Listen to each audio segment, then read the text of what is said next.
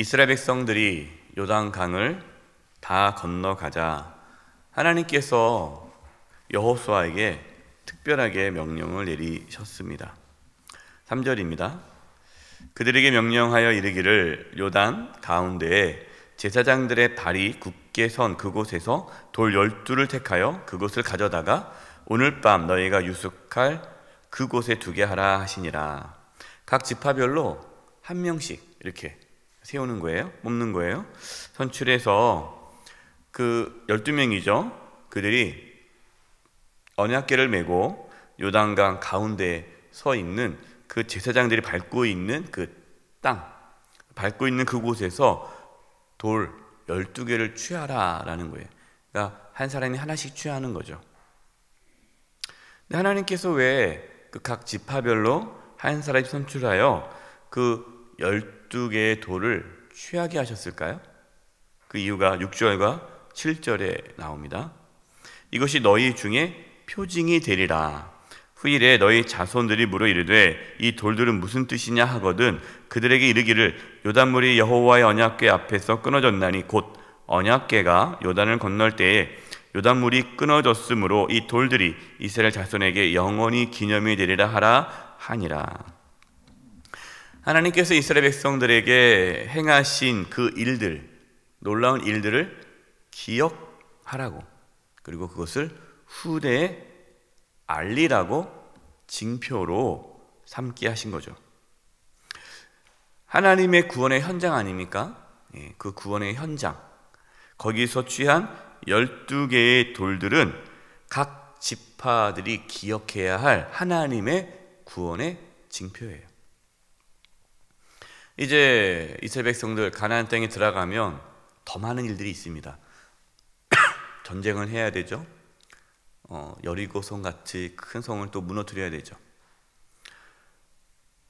이스라엘 백성들이 그 모든 것들을 두려워하지 않고 하나님을 바라보고 의지할 수 있도록 징표가 필요한 거죠.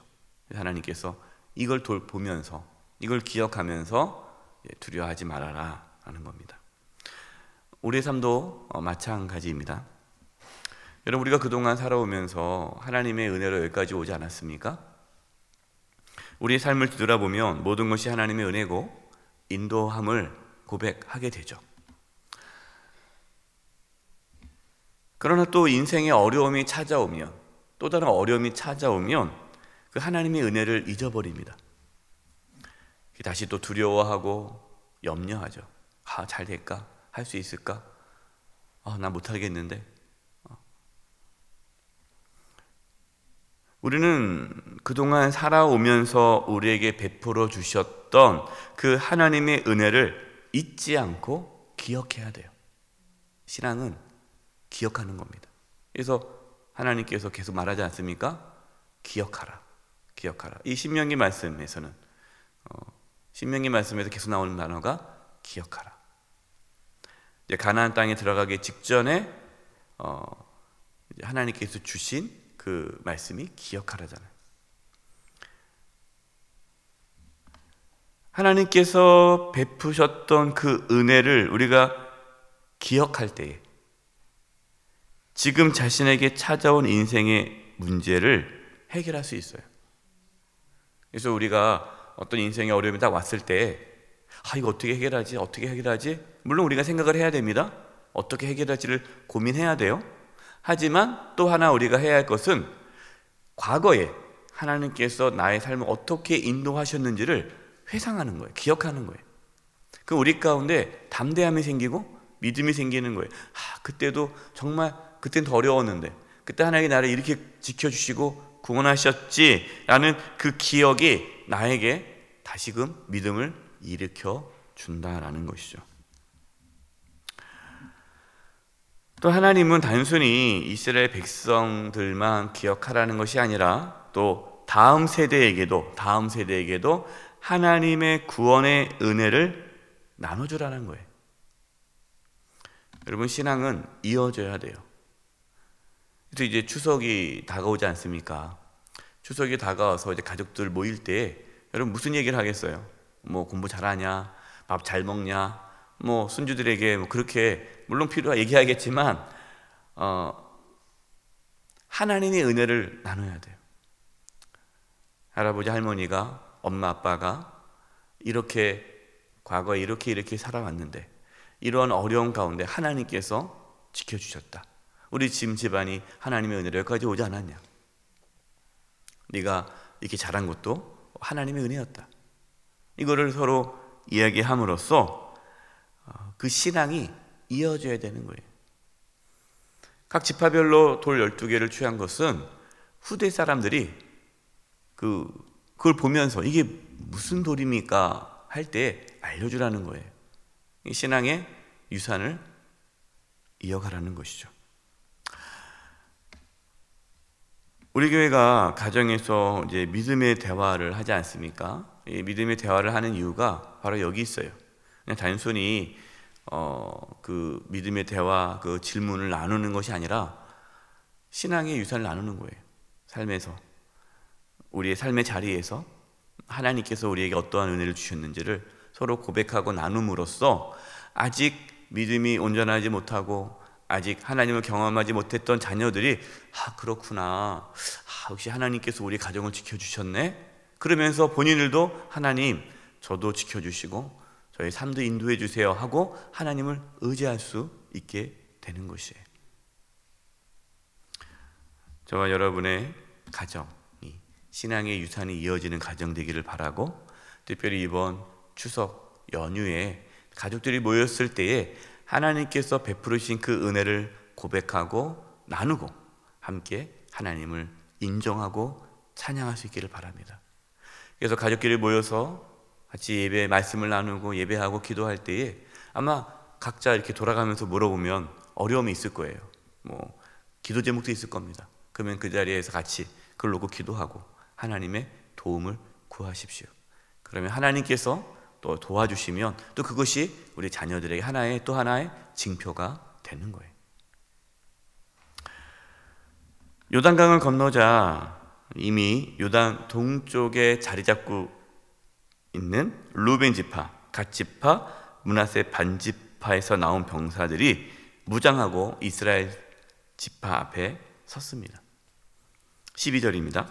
루벤 자손과 갓 자손과 므낫세 반 지파는 모세가 그들에게 이른 것 같이 무장하고 이스라엘 자손들보다 앞서 건너갔으니.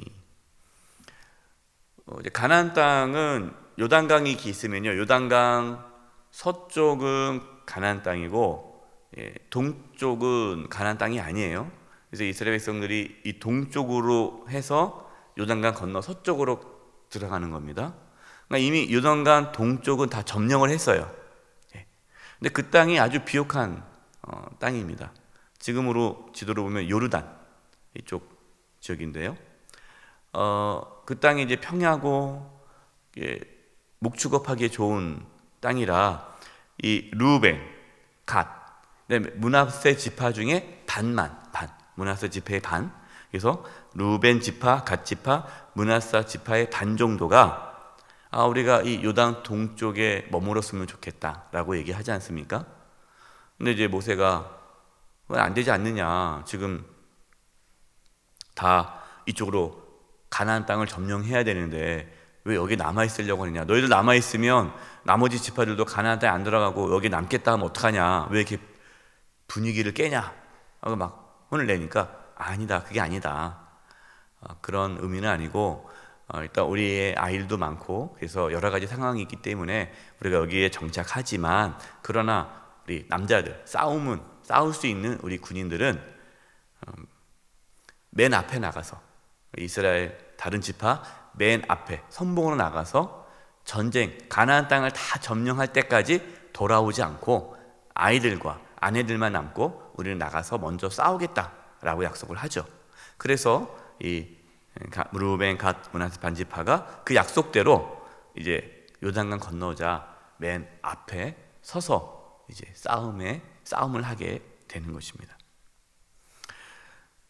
여러분, 이 모습을 보면요, 건강한 공동체의 모습이 나와요. 이 이스라엘에 하는 공동체가 있지 않습니까? 이 이스라엘 공동체가 건강해지려면 뭐가 있어야 되느냐? 각자의 역할을 잘 감당해야 돼요. 특별히 권리만 주장해서는 안 되고 의무와 책임이 있어야 돼요. 이 건강한 공동체예요. 근데 건강하지 않은 공동체는 뭐라고 말을 합니까? 권리만 주장해요. 권리. 내가 누려야 할 것만 얘기하는 거예요. 의무와 책임은 안 해요. 그게 그 공동체를 무너뜨리는 거예요. 그러니까 여러분, 이것은 잘못되는 거죠. 뭐 가정도 마찬가지 아닙니까? 아버지로서의, 어머니로서의, 또 자녀로서의 권리가 있잖아요. 권리. 근데 그것만 누리려고 그래요. 내가 가장인데 나를 왜 대접 안 해주는 거야? 근데 가만히 보니까 책임과 의무는 안 해요. 책임과 의무는 안 하고 권리만 주장하는 거예요. 여러분, 이거는 문제가 있는 거죠. 정치인들이 권리만 찾고 책임과 의무를 하지 않으면 그 나라는 망하는 거예요. 교회도 마찬가지입니다. 우리에게 어떠한 직분을 주셨어요. 근데 그 직분에 대한 뭐만 누리려고 그래요? 권리만 누리려고 그래요. 내가 누군데. 근데 뭐는 안 해요? 책임과 의무는 안 해요. 그 공동체는 무너지는 거예요. 이 르우벤, 갓, 므낫세 반지파 권리를 찾았죠. 권리는. 그렇다고 해서 권리만 주장하는 것이 아니라 내가 책임을 다하겠다. 그래서 의무와 책임을 다하기 때문에 그 공동체가 건강해지는 겁니다. 저와 여러분이 속해 있는 공동체, 우리 가정, 또 우리 교회, 내가 속해 있는 어떠한 공동체, 우리가 권리뿐만 아니라 의무와 책임을 다함으로 건강한 공동체로 세워질 수 있기를 바랍니다. 14절이에요. 그날에 여호와께서 모든 이스라엘 목전에서 여호수아를 크게 하시매 그가 생존하는 날 동안에 백성이 그를 두려워하기를 모세를 두려워하던 것 같이 하였더라. 하나님께서 여호수아에게 영적인 권위를 주어서 여호수아를 두려워하고 크게 하셨다라고 말씀하고 있어요. 여러분, 권위는 스스로 만드는 것이 아니에요. 스스로 권위를 만드는 자라, 이거는 권위적이에요. 권위적. 여러분, 권위적인 것은 잘못된 겁니다. 지도자는 권위적이어서는 안 돼요. 겸손해야 돼요. 예수님께서 뭐라고 말씀했습니까? 세상의 지도자들은 군림을 하지만 하나님의 나라의 지도자들은 섬기는 자다라고 말씀을 하셨어요. 그러나 우리는 영적인 지도자들의 그 권위를 인정해 줘야 돼요. 하나님은 질서의 하나님입니다. 질서의 하나님. 그래서 하나님이 세운 지도자들의 그 권위를 인정하는 공동체가 건강한 공동체예요. 그래서 우리 교회가 이 건강한 공동체가 우리 1대, 2대 우리 목사님들을 잘 섬겨주지 않았습니까? 또 제가 젊고 아직 많이 부족한데도 우리 장로님, 권사님, 또 집사님, 성도님들이 영적 권위를 인정해주고 잘 이렇게 따라주세요. 이 건강한 공동체. 또 성도들은 당회의 그 권위를 인정하고 잘 따라주는 거고, 장로님들의 어떠한 그러한 지도와 인도를 또 잘 따라주는 거예요. 각 부장들, 각 또 대장들, 각 공동체의 리더들을 잘 따라주는 거예요. 이 건강한 공동체예요. 그 권위를 인정해 주는 거예요. 근데 당신 말이야 대장이면 다야 이렇게 나와버리면 끝나는 거예요. 뭐 당신이 뭐 장로면 다야, 목사면 다야. 그런 교회가 실제로 있어요. 제가 최근 어느 모임에 이제 갔는데 거기 목사님 왜 우리 50주년인데 왜 연락도 안 주셨습니까? 그 교회는 우리 교회에 꼭 보내줘야 되지 않습니까? 농담을 했더니 목사님 죄송합니다. 교회가 난리도 아니었어요. 교인들끼리만 엄청 싸웠다는 거예요. 그래서 참 마음이 아프더라고요. 인정을 안 하는 거예요. 하나님이 세운 지도자들의 권위를 인정할 수 있는 은혜가 우리 공동체 가운데 있기를 바랍니다. 그리고 지도자들은 더욱 겸손히 하나님께 엎드리면서 하나님께서 주신 그 영적인 권위로 잘 섬겨야 돼요. 또 내가 누군가 하면서 하는 게 아니라 권위가 있지만 그를 잘 섬김으로 영적 권위를 나타내야 돼요. 이렇게 하나님께서 우리의 가정, 또 교회, 또 이 나라의 민족 하나님께서 더욱 굳건하게 세워 가시기를 간절히 기도드립니다. 기도하겠습니다. 하나님 아버지, 저희의 가정, 저희 교회, 이 나라의 민족 하나님께서 붙잡아 주시고 신앙이 아름답게 이어지게 해주시고 또 책임과 의무를 다하는 저희를 되게 도와 주시옵소서. 하나님께 세운 공동체가 든든히 세워져가는 은혜가 있게 하여 주시옵소서. 오늘 하루의 삶도 주님께 의탁드리옵고 예수님의 이름으로 기도드립니다. 아멘.